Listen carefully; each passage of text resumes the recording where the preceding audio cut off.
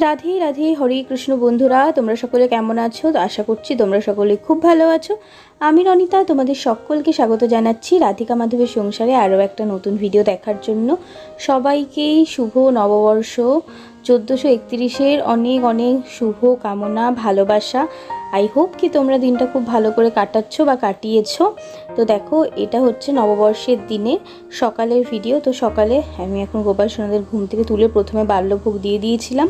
তারপরে একটু ব্যস্ত ছিলাম কারণ আমি একটু পড়তে বসেছিলাম। তারপরে পড়ে ওঠার পর গোপালদের আমি সুন্দর করে স্নান টান করিয়ে দিয়েছি। স্নানের জলের মধ্যে কর্পূর আর গাঁদা ফুল এসব দিয়েছি। আর দেখতে পাচ্ছ আরেকটা গোপাল আছে যার চোখটা ছোট্ট পাড়া পিঙ্ক কালারের। তো এটা কিন্তু আমার একটা ছাত্রের গোপাল। তো ওদের একটু অসুবিধা হওয়ার কারণে গোপালটা কিন্তু আমাদের বাড়ি এসেছে, কিছুদিন হয়তো থাকবে। তো এই গোপালটার যে অঙ্গরাগ সেটাও কিন্তু আমি করে দিয়েছিলাম আগে। তো এই গোপাল সোনাটা এসেছে, এই গোপাল সোনাটার জন্য তাই জন্য আমি একটা নতুন জামা বানিয়েছি। আর সবার জন্য একটা করে মালা কিনে নিয়ে এসেছিলাম, তো ওর জন্য মালা কিনেছি। আর এই দেখো, নববর্ষ উপলক্ষে গোপাল সোনাদের জন্য নতুন বিছানার চাদর বানিয়েছি। তো সেগুলো সব পেতে দেবো যেখানে ওরা বসে আর কি। তো ওই বাটি প্রিন্টের কাপড়টা ছিল, তো ভাবছিলাম কিনবো, দিয়ে তারপরে ভাবলাম না, দরকার নেই, আমার কাছে যখন কাপড় আছে নিজেই বানিয়ে দিই, বেশ সুন্দর লাগছে, একদম সামার একটা ব্যাপার। আর এই দেখো, এই ছোটো ছোটো যে পাতার ইয়েগুলো সেইগুলো বানিয়েছি হচ্ছে এই যে আমার যে ছোট গোপাল আর ছোট রাধারানী যেখানে বসে সেই সিংহাসনের জন্য। তো এটা আমার ছাত্রের গোপাল। তো দেখো, এই যে এটা হচ্ছে ওর জামা। আর এই দেখো, এই জামাটা আমি ওকে বানিয়ে দিয়েছি। ও এসছে বলে নতুন জামা তো পরতেই হবে, আমার রাধিকা মাধব পরবে, ওরা পরবে না। আর এই যে ইয়েলো কালারের মালাটা, এটা এনেছি ওর জামার সাথে ম্যাচ করে। আর আমার গোপাল সোনা রাধারানীদের জন্য ওই রেড হোয়াইটের মালাগুলো এনেছি ওদের জামার সাথে ম্যাচ করে। তো রেড হোয়াইটের জামা বানাতাম যদি কাপড় থাকতো, কিন্তু কাপড় ছিল না বলে ওর জন্য ওই কালারটা। আর এই দেখো, তারপর আমার জগন্নাথ, রাধাকৃষ্ণ সবাইকে স্নান করিয়েছি। তো এর আগে গোপালদের স্নান করিয়ে আমি চলে গেছিলাম, এখানে বিশালক্ষী মন্দির আছে, বিশালক্ষী মায়ের, ওখানে পুজো দিয়ে এলাম।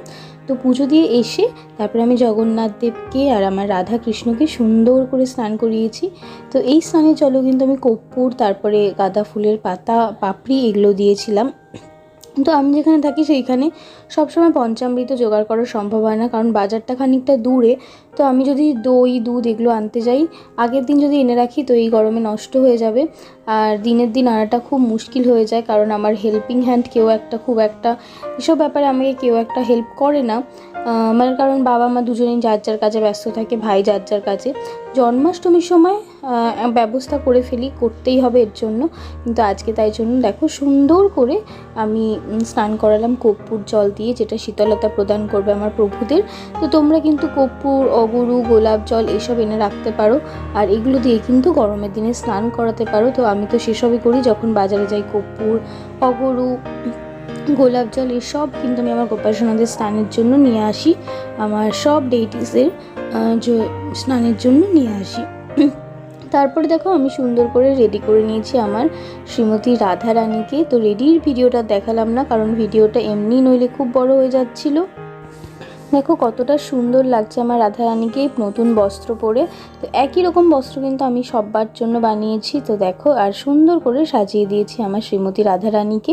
একদম গরমের জন্য, মানে বৈশাখের গরমের জন্য মনে হচ্ছে একটা পারফেক্ট সাজুগুজু। কেমন লাগছে আমার রাধারানীকে নিশ্চয়ই কমেন্ট করে কিন্তু জানাবে, আমার তো খুব সুন্দর লাগছে। তারপরে আমার কানহাজিকে আমি সাজিয়ে নিয়েছি সুন্দর করে যেভাবে পেরেছি।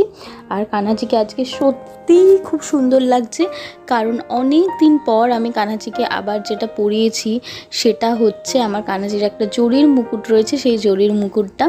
এই যে দেখো, মুকুটটা অসম্ভব সুন্দর। আর এই ধরনের জরির মুকুটের না অনেক দাম, যার জন্য খুব একটা কেনা হয় না। কিন্তু যে দুটো আছে আমার কাছে, একটা রাধারানীর, একটা শ্রীকৃষ্ণের। তো রাধারানীকে এই ধরনের হেয়ারস্টাইল করেছি বলে আর পরালাম না, তো কানাজিরটা পরালাম, খুব সুন্দর লাগছে দেখতে। তারপরে দেখো, স্নান করিয়ে রেডি করে নিয়েছে এই যে আমার সব থেকে যে পুরনো গোপাল সোনা, তার জন্য। তো তাকে ডেলি বেসিসে তো সেবা দেওয়া যায় না, কারণ সে মাটির মানে পিওপির, বুঝলে তো। তো ওকে এইখানে ও বসে, আর এই স্থানটাতে ও সারা বছর বিরাজ করে। ওকে মাঝে মাঝে স্নান করাই, জামা কাপড় পরিবর্তিত করি। আর রাধাকৃষ্ণের জন্য আমি বানিয়ে নিয়েছিলাম একটা পাতার চাদর। তো এই দেখো জায়গা মতো সবাই বিরাজিত। এরপর চলো তোমাদের দেখাই আমার গোপাল সোনাদের ফাইনাল সাজুগুজু। তো দেখো কেমন লাগছে আমার গোপাল সোনা ও রাধারানীদের, কমেন্ট করে কিন্তু নিশ্চয়ই জানিও। আমার তো অসম্ভব সুন্দর লাগছে ওদের, এত সুন্দর একটা সাজুগুজু। দেখো সবাই কিন্তু ম্যাচিং ম্যাচিং করে মালা পরেছে, আর ওদের জন্য নিয়ে এসেছিলাম বেলকুড়ির মালা। বেলকুড়ির মালাতে কিন্তু অসম্ভব সুন্দর লাগে দেখতে। জুঁই এবং বেলকুড়ি, কিন্তু জুঁই ফুলটা সবসময় মানে পাওয়া যায় না, আর জুঁই ফুলটার দামও অনেকটা বেশি হয়, যার জন্য উৎসব অনুষ্ঠানে এক একটা জুঁই ফুলের দাম 60-70 টাকাও হয়ে ওঠে কি। আর জুঁই ফুলের সবথেকে বড় প্রবলেম হচ্ছে ফ্যানের হাওয়াতে রাখলে না কিছুক্ষণ পুরো কড়কড়ে হয়ে যায়, তখন আমার মনে হয় কি গোপাল সোনাদের অস্বস্তি লাগবে কড়কড়ে ব্যাপারটাতে। তো যার জন্য আমি কিন্তু আজকে বেল ফুলের মালাটাই এনেছি, কারণ এই গরমে ফ্যান তো চালাতেই হবে। এরপর দেখো আমি করে নিচ্ছি হচ্ছে তিলক। আর এই যে আমার গোপাল সোনাদের রাধারানীদের আমি তিলক করে নেব চন্দনে। চন্দন বেটেই আমি রোজ তিলক করি। আমি কিন্তু যে তিলকের কৌটো থেকে মানে যেগুলো কিনতে পাওয়া যায় ওই দিক থেকে ওইগুলো এখনও পর্যন্ত কিনে তিলক করিনি, তবে ইচ্ছে আছে। কিন্তু সাধারণত আমি এরকম চন্দন বাটায় চন্দন বেটেই আমি সববার তিলক করি।